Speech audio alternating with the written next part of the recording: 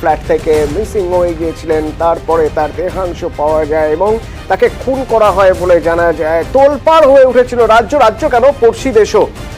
বাংলাদেশের এক যুবক চিকিৎসা করাতে এসে আবার নিখোঁজ। এবার মির্জাগালি স্ট্রিটের একটি হোটেল থেকে।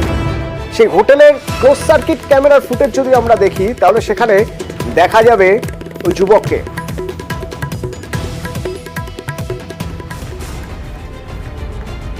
ক্লোজ সার্কিট ক্যামেরার ফুটেজে মোহাম্মদ দিলওয়ার হোসেনকে দেখা যাচ্ছে।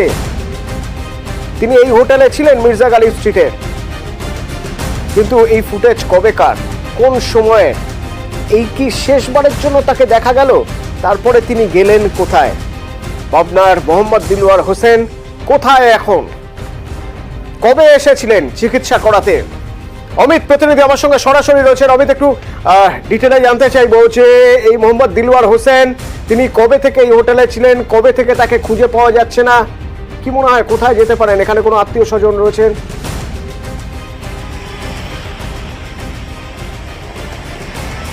দেখো, যে ক্লোজ সার্কিট ক্যামেরা ফুটেজ আমরা আমাদের দর্শকদের জন্য তুলে ধরছি, সেই ফুটেজটি গতকাল রাত্রে 11:36 থেকে 11:38 এই 2 মিনিটের মধ্যে যে ফুটেজ আমরা পেয়েছি এখনো পর্যন্ত, দেখা যাচ্ছে যে মির্জাগালি স্ট্রিটের যে হোটেলে উনি উঠেছিলেন, অর্থাৎ পাবনার বাসিন্দা, তিনি উঠেছিলেন সেই হোটেল থেকে বেরিয়ে যাওয়ার ছবি এবং ওই গলির ভেতরের ছবি, গলিতে তিনি পাইচারি করছিলেন সেই মুহূর্তের ছবি কিন্তু ধরা পড়েছে। এবং গতকাল রাত্রি 11:40 পর থেকে তাকে পাওয়া যাচ্ছে না। এবং গত পরশু দিন অর্থাৎ 18 তারিখে তিনি তার পরিবারের সঙ্গে সন্ধ্যে 6টা নাগাদ মির্জাগালি স্ট্রিটের এই হোটেলে চেক ইন করেন, অর্থাৎ এই হোটেলে ওঠেন। গতকাল অর্থাৎ 19 জুন তার চিকিৎসার জন্য তিনি কলকাতায় এসেছেন এবং চিকিৎসককে দেখানোর জন্য বাইপাসের ধারে একটি বেসরকারি হাসপাতালে তার পরিবারের সদস্য হিসেবে তার মা, বাবা এবং তার দিদি জামাইবাবু তাকে ডাক্তারের কাছে নিয়ে গিয়েছিলেন। কলকাতায় তার কোনো আত্মীয় নেই এবং তার পরিবারের যেটা আশঙ্কা করা হচ্ছে, পরিবার যেটা আশঙ্কা করছে যে গতকাল রাত্রেবেলা 11:35 থেকে 11:40 মধ্যে হোটেল থেকে বেরিয়ে যাওয়ার পর এখন বিকেল 5টা, প্রায় 18 ঘন্টা বেশি সময় তার খোঁজ পাওয়া যাচ্ছে না।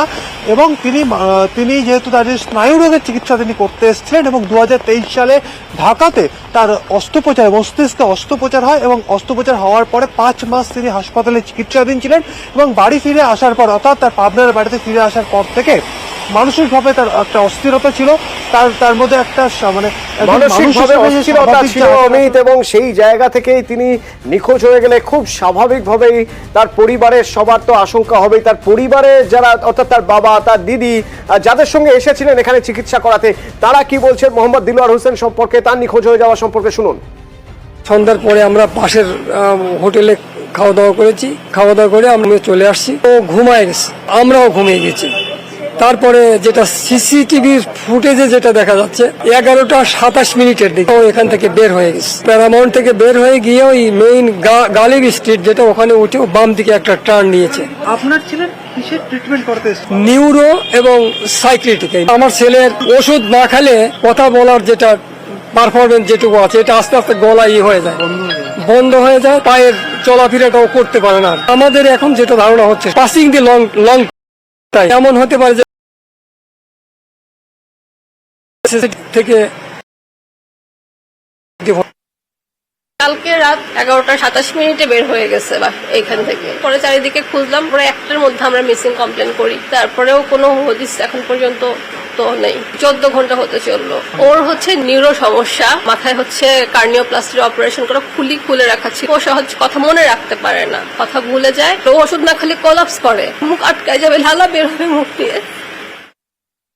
Yesterday he walked out at about 11:30. That we have seen in the camera recording. Now family ছিল, ওরা ট্রিটমেন্টের জন্য এসেছিল, তো রাত্রিবেলা ও বেরিয়ে গেছে কাউকে না বলে, and the family is very disturbed looking for him. 4 people. एक ही रूम में था, बड़ा रूम में था. The police is looking into the matter. কলকাতার জন্য ভালো খবর, আইনি জট মুক্ত হলো এবার জোকা বিবাদীবাগ মেট্রো। 700 গাছ কাটা পড়েছিল এবং তারপর আইনি জটিলতায় জড়িয়ে গিয়েছিল এই জায়গার প্রজেক্ট। পরিবেশ রক্ষায় আরভিএনএল কাজ করবে না এরকম এক ভাবনা অনুমান ভিত্তিক এই পর্যবেক্ষণ রেখেই মামলা খারিজ করলো ডিভিশন বেঞ্চ। অর্ণব প্রতিনিধি আমার সঙ্গে রয়েছেন, আরো ভালো বলতে পারবে। অর্ণব, একটা সময় এরকম পরিস্থিতি তৈরি হয়েছিল যে সত্যি এই আইনি জটে হয়তো মেট্রোর সবুজ সংকেত মিলবে না ময়দান থেকে মোমিনপুর মেট্রোর, হাইকোর্ট কি বললো? একেবারে তুমি যেটা বলেছো, আজকে কলকাতা হাইকোর্টের প্রধান বিচারপতি ডিভিশন বেঞ্চ নির্দেশ দিয়ে এটা স্পষ্ট করলো আরভিএনএল যারা এই কাজটা তদারকির মূল দায়িত্ব যারা কাজটা করছে, অর্থাৎ ময়দান অর্থাৎ ভিক্টোরিয়া মেমোরিয়াল চত্বর থেকে মোমিনপুর পর্যন্ত মেট্রো রেল প্রকল্প কাজ তৈরি, তাদেরকে বললো সবুজ সংকেতে বললো তোমরা কাজে হাত লাগাও। এবং অক্টোবর মাস 2023 থেকে এই কাজটা বন্ধ হয়েছিল হাইকোর্টের স্থগিতাদেশ থাকার কারণে, এবং সেখানে পরিবেশগত একটা সমস্যা দেখা দেয়। স্বেচ্ছাসেবী সংস্থার মামলা 700 টাকা গাছ কাটা হয়েছে, কিন্তু সেই গাছের বিকল্প ব্যবস্থা না করেই কলকাতার ফুসফুসকে যেভাবে নষ্ট করা হচ্ছে, তাতে এই কলকাতার ভারসাম্য একটা সমস্যা হবে। এই অবস্থায় এতদিন স্থগিতাদেশ ছিল, কিন্তু আরভিএনএল এর তরফে কলকাতা হাইকোর্টে যে সাবমিশন রাখা হয় সেখানে দেখানো হয় আরভিএনএল কে যখন অনুমতি নিতে হয় গাছ কাটার ক্ষেত্রে রাজ্যের সংশ্লিষ্ট দপ্তর থেকে, এই অনুমতির অংশেই লেখা থাকে একটা গাছ কাটলে তার বিনিময়ে একটা গাছ লাগাতে হবে, নাকি নতুন করে প্লান্টেশন করতে হবে।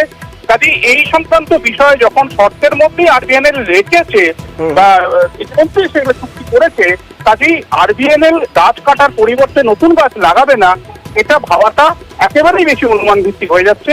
তাই এই সবুজ সংকেত দিয়ে জোকা বিভাগ মেট্রো প্রকল্পের জোর কদমে কাজ শুরুর সবুজ সংকেত দিয়ে দিল হাইকোর্ট। অর্থাৎ জোকা বিভাগের মূল যে জায়গাটাতে কমতি ছিল অক্টোবর মাস থেকে 2023, সেই জটিলতা আর থাকলো না, অন্তত আইনি জটিলতা থেকে বা আইনি জট থেকে বেরিয়ে এলো মেট্রো। এটা নিঃসন্দেহে এক সুখবর। ধন্যবাদ অর্ণব। হাওড়ার ছবি আপনাদের বারবার আমরা দেখিয়েছি, যেখানে যেখানে জমির চরিত্র বদল হচ্ছে, জলা জমি বাস্তু জমিতে পরিণত করা হচ্ছে, সেই সব জায়গায় আমাদের ক্যামেরা পৌঁছে যাচ্ছে। হাওড়ার জগাছা, এখান থেকে একটা ঢিল ছুড়লে নবান্ন পর্যন্ত পৌঁছে যেতে পারে সেই ঢিল, তার কারণ দূরত্ব অতটুকুই। সেখানে এরকম একটা অবস্থা, কিন্তু স্থানীয়রা তারা ছাড়ছেন না, তারা বিক্ষোভ দেখাচ্ছেন। দিনে দুপুরে মাটি বোঝাই করে কিভাবে পুকুর ভরাট করা হবে, কেন পুকুর ভরাট করা হবে, স্থানীয়রা বিক্ষোভ দেখাচ্ছেন। পুলিশ যাচ্ছে, থামাচ্ছে, তারপরে আবার কাজ হচ্ছে।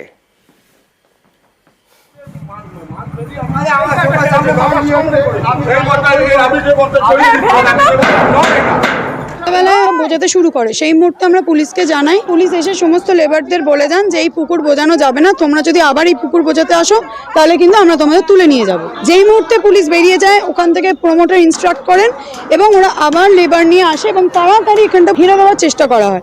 এবং আমরা বেরোলে প্রতিবাদ করতে চাইলে আমাদেরকে বলে এটা আমাদের জমি, আমরা যা ইচ্ছা তাই করবো, আপনারা এটা যা পারেন করেন, পুলিশ ডাকুন। আমরা অর্থাৎ সবকিছু তাদের নখদর্পণে, পুলিশ চাইলে পুলিশ ডাকুন, এই কথা যখন বলছেন তার মানে তার পিছনে নিশ্চয়ই ভিত্তি রয়েছে, তথ্য রয়েছে। আমার সঙ্গে প্রতিনিধি দেবাশিস রয়েছেন। দেবাশিস, এই জোর গলায় তারা এই কথা বলতে পারছেন তার কারণ তারা আইনিভাবে বা আইনের পথে জমির চরিত্র বদল করেছেন। জমির চরিত্র বদল করলে নিয়ম হচ্ছে জলা জমির বদলে একটা জলা জমি তৈরি করে দিতে হবে, তা কি তারা করেছেন?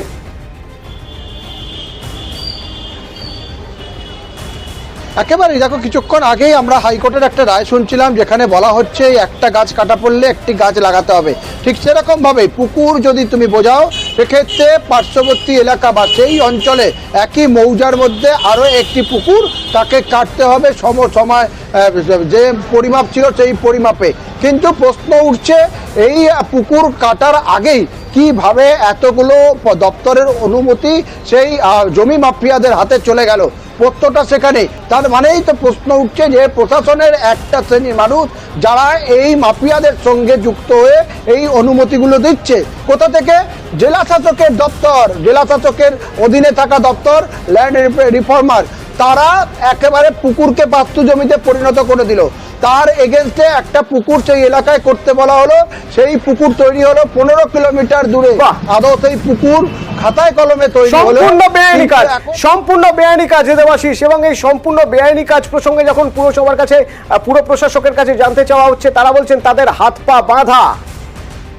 এই স্যাংশনটা কিন্তু রিসেন্ট হয়েছে এবং সেটা হওয়া নিয়েও আমি তার বিরুদ্ধে প্রতিবাদ করেছিলাম, কিন্তু বিএলআরও ডিপার্টমেন্ট থেকে এটাকে বাস্তু করে দেওয়া হয়েছে। সেক্ষেত্রে হাওড়া পৌর নিগমের আর কিছু করার থাকছে না। এবং ওনাদের একটা আইন দেখে আমি খুব অবাক হয়ে গেছিলাম যে কোনো এক মৌজার মধ্যে সেখানে পুকুরকে বুঝিয়ে অন্য একটা জায়গায় পুকুর করা যাবে। গড়মিল তো আছেই, তো সেই গড়মিলকে মেলাতে হবে, বেআইনি কাজ বন্ধ করতে হবে, নজর থাকবে আমাদের। আরেকটা ছবি দেখাই আপনাদের, দেখুন টুমলিং সেতুর উপর কিভাবে জল বইছে। এই হলো সিকিমের অবস্থা এখন, দেখুন ভারী থেকে অতি ভারী বৃষ্টি, উত্তরে দুর্যোগ চলছে, টুমলিং সেতুর উপর দিয়ে বইছে জল, জলের তোর বলে দিচ্ছে, জলের ফোর্স বলে দিচ্ছে, কি ভয়ানক অবস্থা।